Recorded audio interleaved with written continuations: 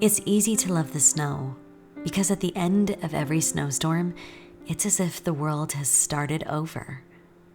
There is no dirt, no footprints, just a layer of seamless, indiscriminate nature connecting everything to everything else. Isn't that the amazing thing about the natural world? You can tear it down, you can drill holes in it, you can ignore its power with all your might, but one morning you wake up and it has selflessly given despite all of our abuse. I think I'll make a snowman.